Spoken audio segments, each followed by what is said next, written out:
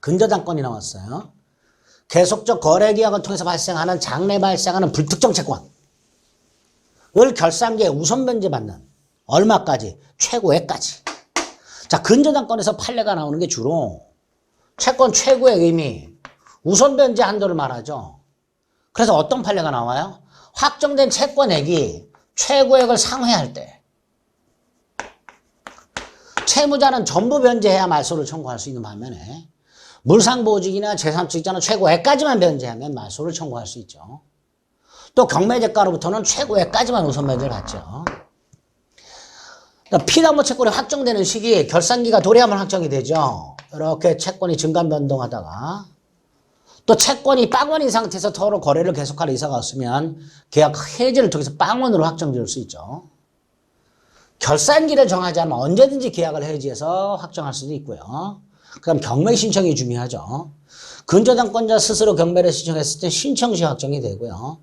후순위 권리자가 경매를 신청했을 때는 경락되고 완납한 데 확정이 된다. 뭐 그런 것들을 기억해 주시면 됩니다. 이자는 최고액에 산입을 하죠. 그러나 근저당권 실행 비용은 최고액에 포함되지 않는다. 근저당권 실행 비용은 최고액에 포함되지 않는다. 뭐 이런 것들이 자주 등장하는 판례들입니다.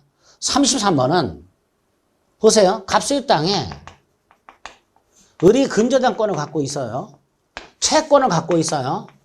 그런데 이거하고 이걸 넘겼어요. 그러면 갑은 나중에 병한테 돈을 갖겠죠. 양수인한테.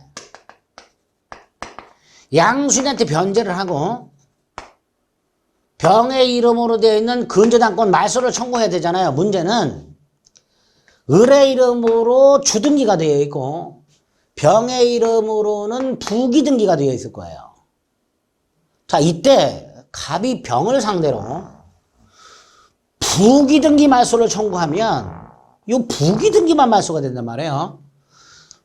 그러니까 우리 대법원에 의하면 갑은 병에게 돈을 갚고 양수인 병을 상대로 말소 등기를 청구하는데 이때 병의 이름으로 되어 있는 부기등기 말소를 청구하는 게 아니라 양도인의 이름으로 되어 있는 설정등기 말소 등기를 청구하게 됩니다.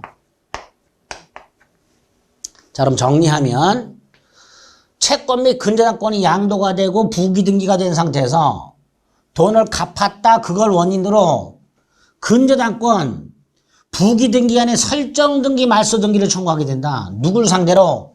양도인이 아닌 양수인을 상대로. 양도인이 아니라 양수인을 상대로 설정등기 말소등기가 아니라 부기등기 말소등기를 청구하게, 부기등기 말소등기가 아니라 설정등기 말소등기를 청구하게 됩니다. 33번이고요. 34번 근저당권자가 경매를 신청했죠. 그럼 언제 확정이 돼요? 경매 신청 시 확정이 되죠.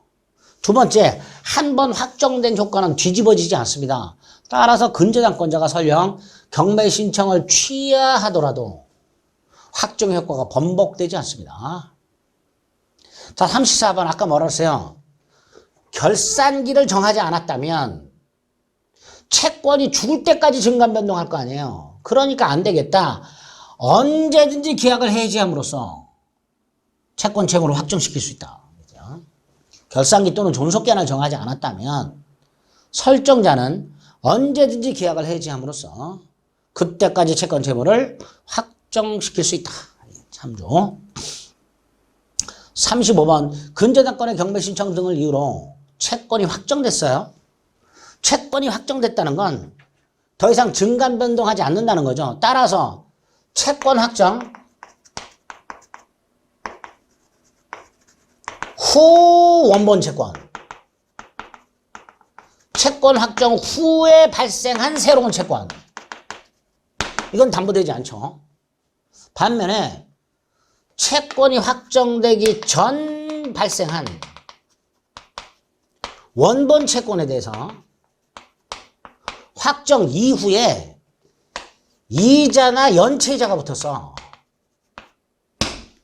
이게 지연배상이죠. 근데 요거를 합해봐도 최고액의 범위 내야, 최고액을 초과하면 안 되고 그 범위 내야 그럼 요거는 여전히 담보된다. 이렇게 되죠. 그럼 읽어볼게요. 채권이 확정되었다.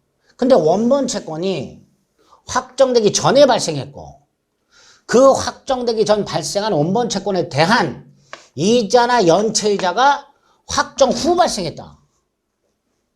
밑에 거죠. 확정 전 발생한 채권에 대해서 확정 후 발생한 이자나 연체이자 최고액에 포함되는 한 여전히 근저당권에서 담보된다. 확정 후 발생한 원본 채권이 담보되지 않는 거고요. 구별해서 기억을 해두세요.